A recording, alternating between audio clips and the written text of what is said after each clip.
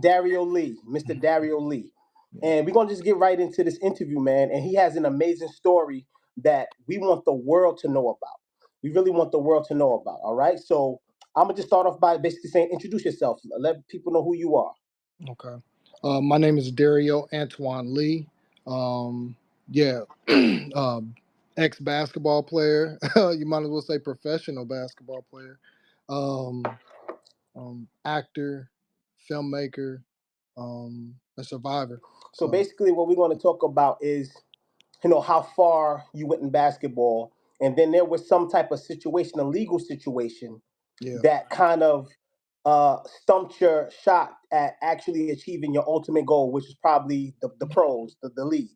Let's get straight into it, man. So, what happened the day of the incident that changed your basketball opportunities, and was you acquitted of what happened? So let's dive right into what happened.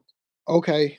So in 2002, I ended up getting a call from my lawyer, and my lawyer said that there's a warrant for your arrest. So Wow.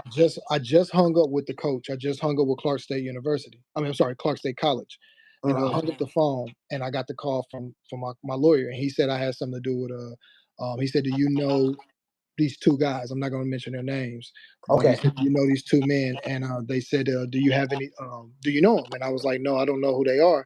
And then he said, well, there's a warrant for your arrest for a robbery, and they said that I had to turn myself in.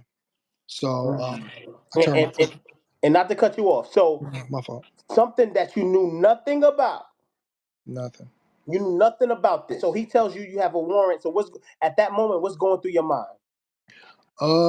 At that time, I think my whole body just felt depleted. It just was a depleted feeling. It was more like, oh my God, man! I just got the phone with the coach from Clark State. I just felt depleted, so I turned myself in. I went to jail. That it is manly to keep your word. All right, if you are a man, you keep your word.